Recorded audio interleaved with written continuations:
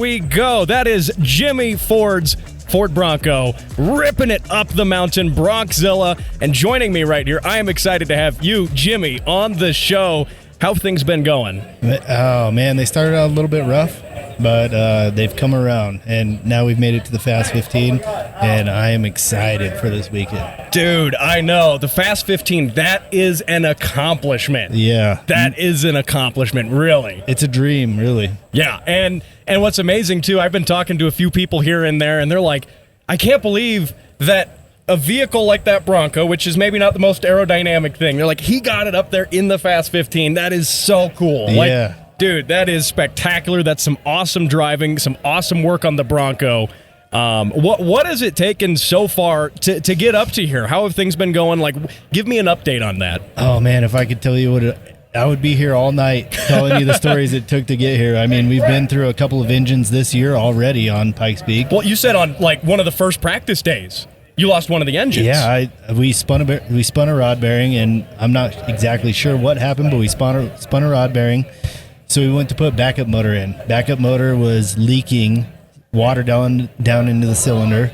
So from there, we put the third motor in, and we fired it up, had this terrible misfire. We ran it anyway because we had to get some testing in. Mm-hmm. So we were running on 4 cylinders when we came back to the house on a V8. It was pretty terrible. It was actually pistons were coming up and closing the plugs up, and and we were really close to having a bad day on our third string motor, but we ended up shimming the plugs out, and I got back on the bottom section and left the start line, and it did a massive burnout, and I was like, here we go. Yeah, dude. Yeah. Once you light it up and you go. Yeah, you feel the power, and you're like, things are working now.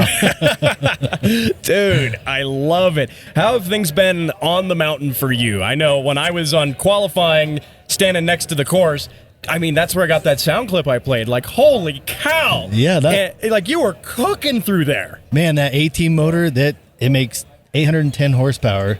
And ironically, Leonard Vaschultz, that used to have the Bronco back in the day, built that engine for us.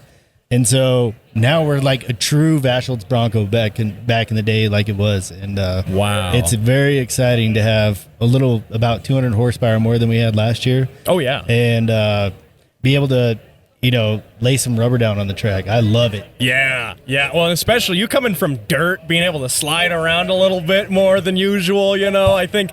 Like, coming from dirt racing, do you find that goes into your style when you're driving more?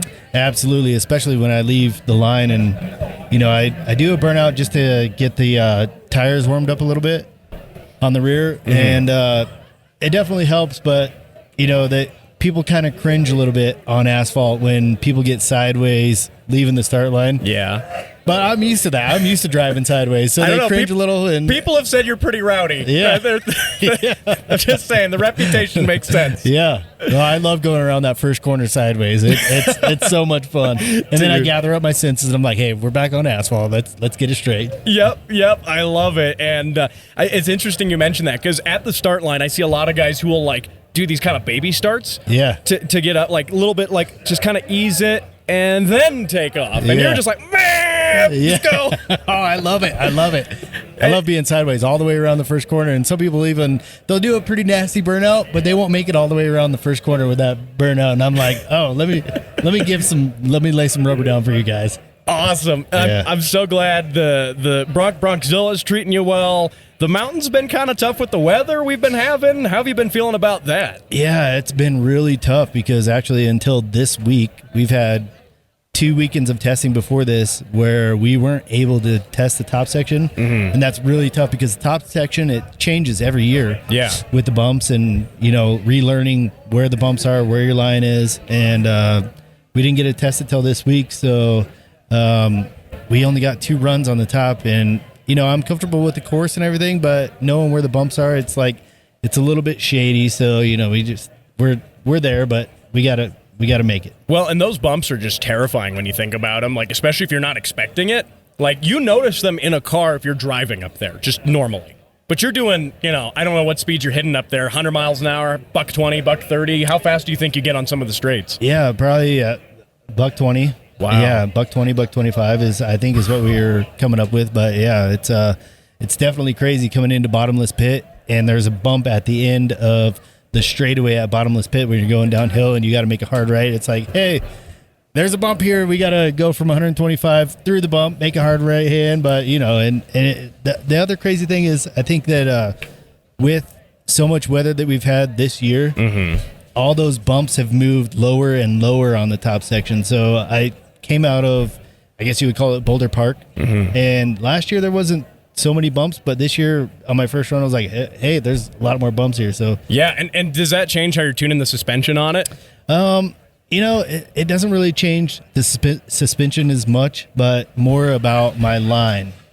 Okay. Yeah. Wow. And because especially, it's just when you think about if you hit one of those when you weren't expecting it. Yeah.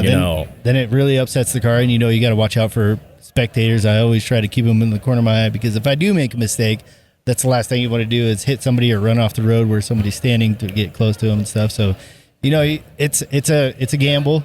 Racing always is. You know what you're signed up for when you go up on the mountain. But and even for spectators, hey, you got to sign that waiver. Exactly. And I will say the officials are doing everything in their power to make it as safe as possible. And I think them calling it with the rain the other day, just calling the racing off is evidential of that. I think they've stepped up a little bit of their safety on that, obviously. Exactly. And I want to give a shout out to all of the safety crew and everybody else too that goes up there on the mountain on their own time and doesn't get paid for it. So right, they're all appreciate volunteer. them too. Yeah, exactly. Yeah, they're all volunteer. I can't remember what the number was. They said something like they have 4 or 5 full-time employees for the hill climb, the actual organization, and that's year round. But everyone else you see up there, they're volunteer, and that's really good too. That being able to thank those guys because they put this on so we can go up there and watch race cars, and so you can go drive race cars up there.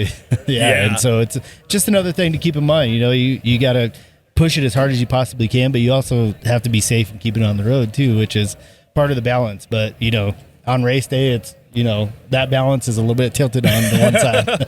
I can imagine. Now, do you have any predictions on for race day coming up? Well, how do you think it's going to go? I know the weather's kind of like no one knows what that's going to do, but everything else, the car, how are you feeling for race day? Oh man, I'm feeling really good for race day. Actually, since it got canceled yesterday, we ended up going down to PPIR today and doing a little testing in the morning. We made a few adjustments, and I'm super happy about what we've changed, and I think we're going to be even a little bit faster than we were in qualifying. I have a little bit that I was saving from qualifying day, but the adjustments we made, I predict that we'll be just a little bit under 10 minutes. I'm hoping. Dude, nice. That is going to be cool. And getting into the Fast 15 already, at this point, that's an accomplishment on its own. So all that's left now, I say all that's left like it's a simple thing, but all that's left is just do the whole thing on there.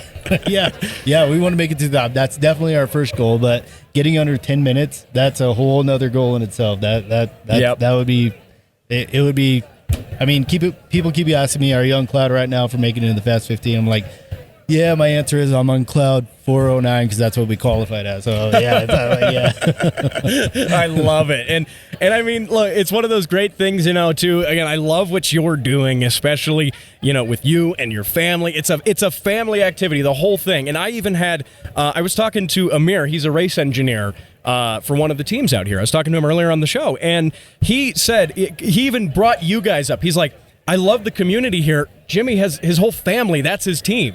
That's so cool, and that's one of the things, being able to do that, get the whole family out and do that for, something where you're racing against factory teams, at the same time. Yeah. I definitely love coming up here, and it seems like that's how we've been our whole life. We've always been an underdog in our budget, but we come up here and compete with the big teams, and I love doing that.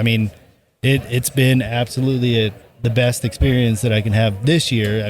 Obviously we made it through some hard times, but at the end of the day, it's all about how hard can you push it and how hard can you have the family support and how hard do your fans back you up. And that's what we're all about. It's not just about coming up here for me. It's about all the support that I have too. Right, because it is a team effort. And when your team's your family, it's a family effort. Absolutely. Awesome. Well, hey, Jimmy, I want to thank you for joining me on the show. Best of luck on the mountain coming up on Sunday. I'm going to be hanging out there. I'm going to try not to get run over by anybody, or you especially, because you'll be going really fast, man. I'm just saying. So I look forward to seeing you up there. Best of luck. Hey, 7's a lucky number, so look for a 407 on the bottom section from us.